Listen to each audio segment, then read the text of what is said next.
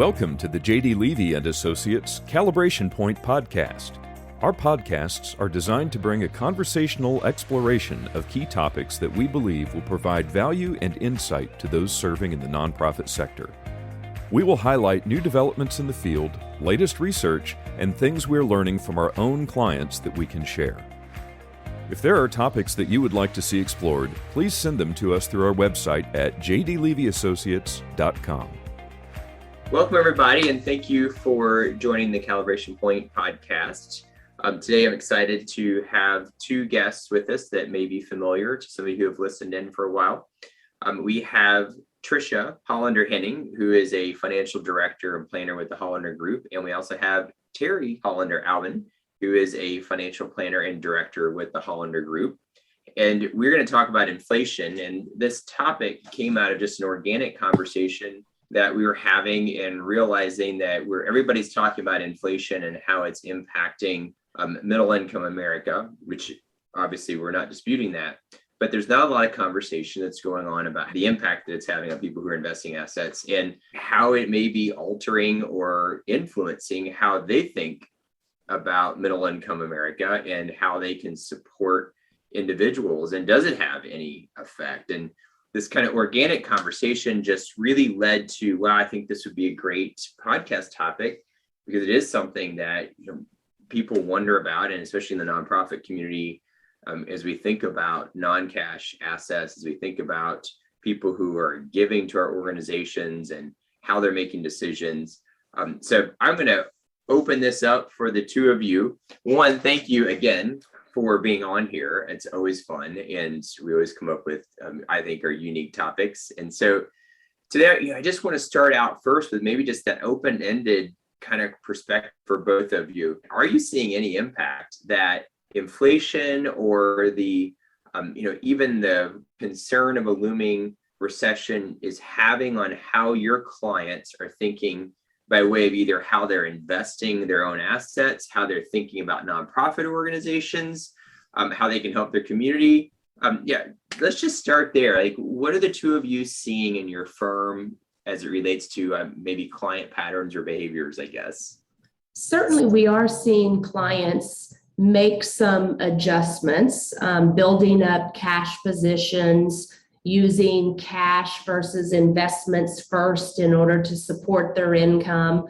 We're having a lot of really good conversations with clients about the impact all the inflation is having perhaps on their own children and grandchildren. And that's been pretty insightful, how they realize the impact and looking for different ways that they may be able to support within their own family. That's really intriguing to me.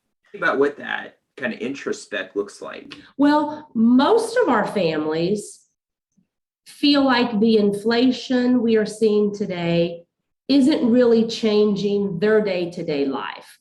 Mm-hmm. They have arrived at a certain place in their life where they've built up wealth. We're helping them manage that wealth, and we can help them manage through an inflationary environment. But they are looking at their children and grandchildren who are perhaps just graduating from college, first-time homeowners, looking to start to build their life like our clients were building their lives 50 years ago. And they are seeing the difficulties that some of these young people are having at the gasoline pump, with rental pricing when they're moving to a new city for a new job, for example, at the grocery store if they have 3 young children, and which would be our clients' grandchildren, and how their grocery bill has gone up by $250 a month. And they remember when they themselves were on a budget and how difficult that can be. So they are talking about, should we be gifting to our children? Is there a way that we can help during these difficult times?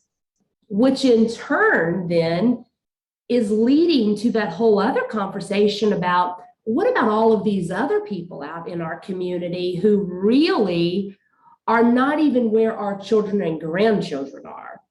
And right. We see firsthand how they might be having a difficult time But my gosh, there's this whole other segment of the population that this is really impacting day to day in a significant way. And they're looking for ways to help.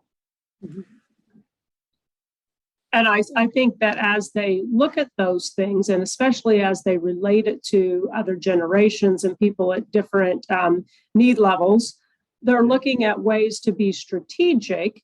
And we're also coming up on some changes potentially with estate rules and things.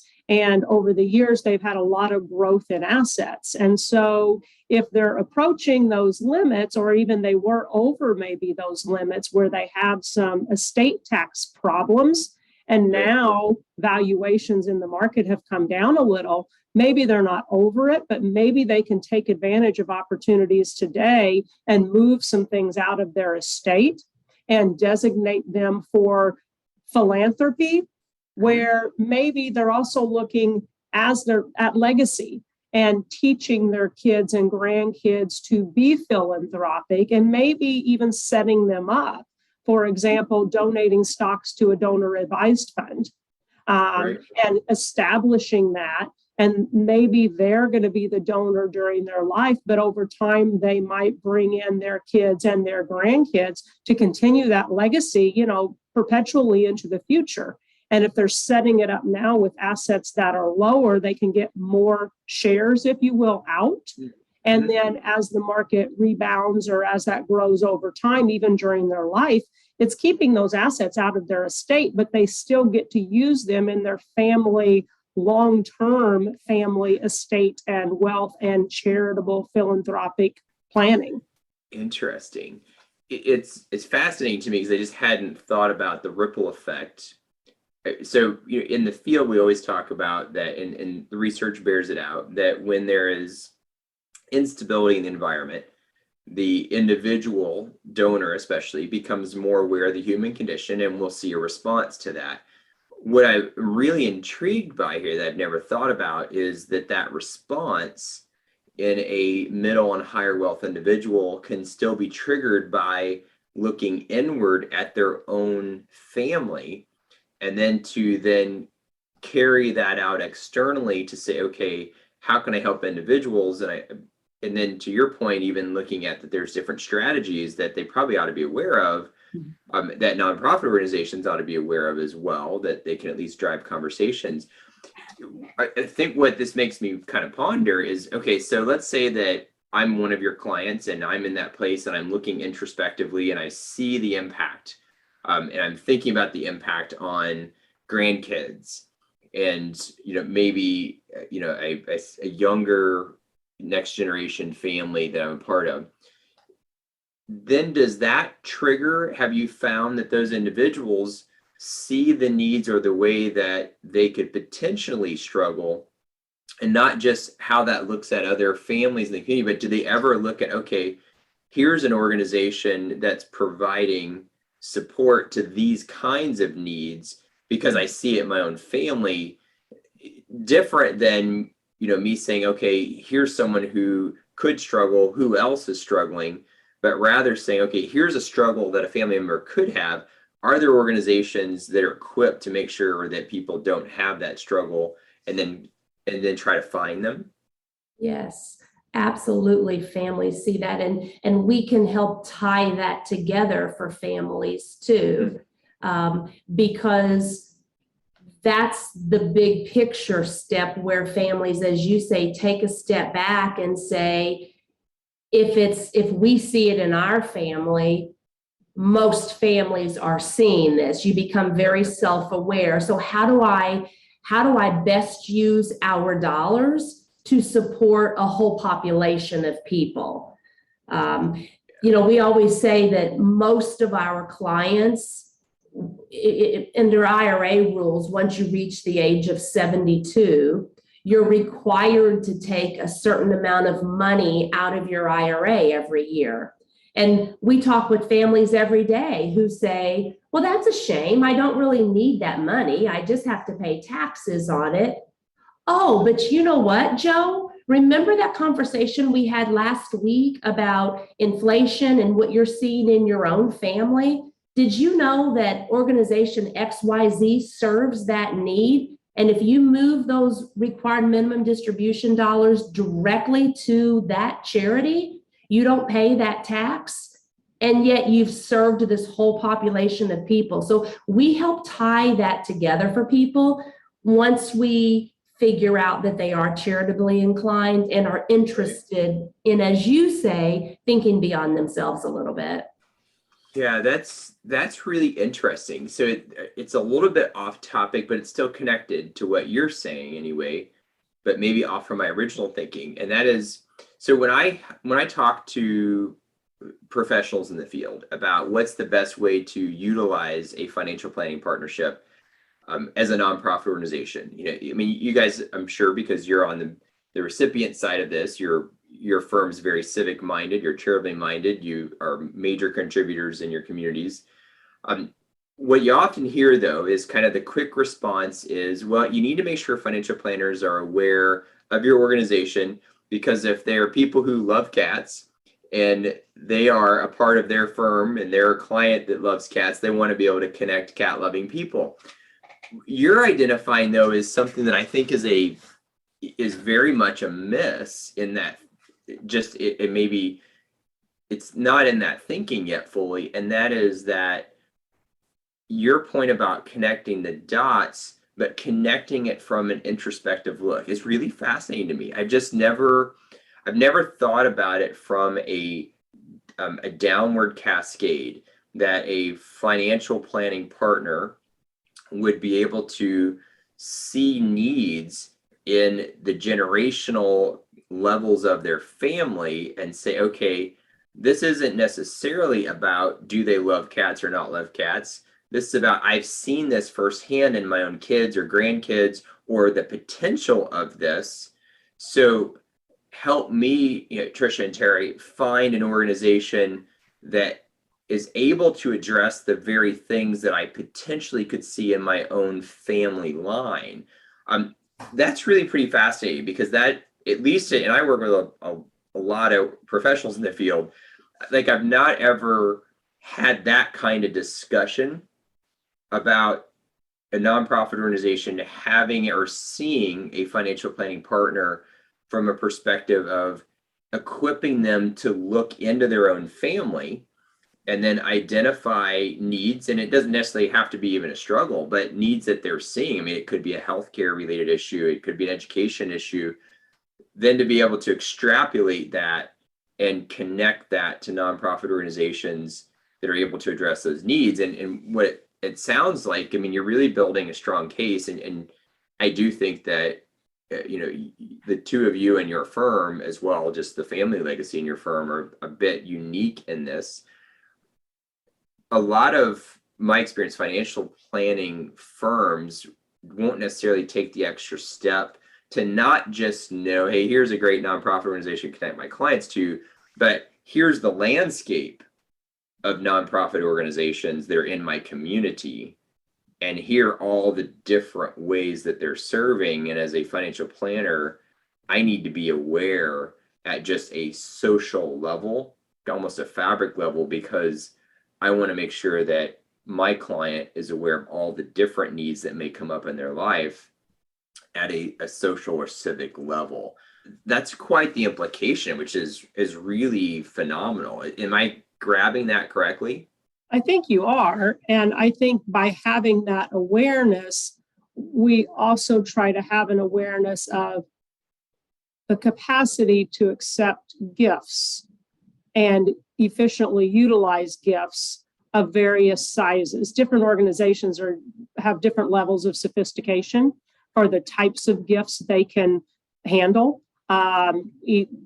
From a gifting vehicle. So, do they have an endowment available? Or if somebody really wanted to endow a gift, would they have to do that through another means or set up a private foundation or endowment, for that organization? So we kind of have to know a little bit about what the different organizations are capable of accepting, if you will, because, donors usually, unless it's a small annual gift or something, usually really want to make sure of how it's going to be used, not necessarily have clause in it after they give it all the time, but they at least want to know, have a little bit of an idea that the organization is going to use it how they want it to be used, or that it's going to last maybe for a longer time period. And that it varies from one organization to another. So having that awareness, I think, sometimes helps the donor make a decision also. Right. Yeah, I think that's fascinating. It's just, it's an element of, I guess you would say, value proposition that just really doesn't get explored a lot. Mm-hmm. It usually is about causes, not about understanding the social kind of welfare floor, but then also just civic life floor, because education, healthcare, arts, all those things. And it may not, again, what's really sticking out from that comment, Terri, and yours, Tricia, is the planner, the partner, needs to be fully aware, but also understand all the strategies for them and the nonprofit organization, but then also be willing to have the kinds of conversations you're having with clients about what are you seeing in your family. Not just, do you love cats? And hey, there's a lot of organizations that love cats, but let's talk about what's happening inside your family with your kids, with your grandkids. And, are there things that you are being drawn to because you're seeing what has happened or what could happen? Right. That's just a whole nother level of service and value that it just definitely does not get a lot of discussion, which is pretty fascinating. One thing I was going to pull away, your point about connecting, I think that's a really good visual of the role and what inflation does. And, there's kind of the perspective of contractions, recessions, inflation, economic instability in the nonprofit sector. One of the things that it creates, for good or bad, a lot of pruning, and it makes organizations look at what they have or haven't done over the years. And what I hear the two of you saying is that it also causes individuals like yours that are coming to your firm, that are, my anticipation would be that, your family, the two of you, this firm is very civically minded. You're very, very charitably minded and community value minded. And I'm going to guess that clients that come to you probably share those values, or they'd probably want to go somewhere else. Mm-hmm. And so, you being that connector of being able to drive those conversations, and to be that partner to say, this is internal as well as it is external, but then also, that's a great conversation that nonprofits ought to be having, are just around non-cash giving. And, we see that kind of, again, as we said, this pruning that happens when there's economic instability, that, it causes organizations to kind of filter out in the field. And it seems like it also causes donors to kind of filter out too, because they're having to retake stock, no pun intended, but having to retake stock on what matters and why it matters to them. We've seen some of that even from COVID, Jamie. Oh, wow. We're coming off 2.5 years of a time where many people have even reevaluated a lot of things in their lives and become more charitably inclined, legacy interested. They are educating themselves more on a day-to-day basis too about what does that really mean? And they are looking for opportunities and for ways to kind of reposition themselves and their families moving forward for how they want to be remembered. I think for the last 2.5 years, we've all realized that things can change pretty quickly. Yeah.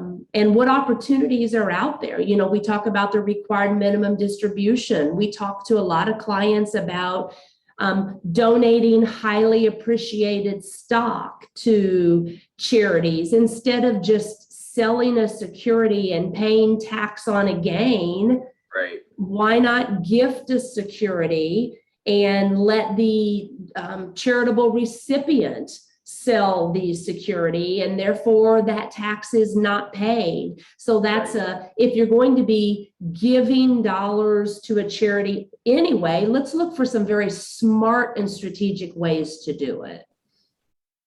Yeah, that's a really good point. And, if I think about kind of as I maybe put a bow on this for me, kind of my aha moments from just talking with the two of you are, one, in inflation right now, especially as we think about giving, as we think about non-cash investing, it really is a catalyst to help you and to help your clients kind of frame the environment, figure out how to connect in that based on what they're seeing, and then for you guys to help them find the right strategy to really drive what could be an evolving or maybe even an amplified value that they have that's now transforming into a charitable purpose because the environment's exposing things that they haven't seen. To your point, whether that's COVID or whether that's economic instability around them. Yeah, that's powerful for me, and so appreciate your time. And that, again, it's just a whole new kind of perspective on the partnership that a financial planner should take, but then and partner in that, but then also this really introspective look that an individual who's investing assets has, and how when they look down into their family, it's impacting what they see and how you can connect them. That'd be a great newsletter article for a lot of organizations. Start to unpack that in a big way. Maybe they could use our podcast as a start. Exactly. Yeah. I sure appreciate both of you being with me today. Always a pleasure, and thank you so much. Jamie, thank you so much. Thanks for your partnership. Thanks for listening to the J.D. Levy & Associates Calibration Point Podcast. If you have comments or ideas for future episodes, please reach out using the contact page on our website, jdlevyassociates.com.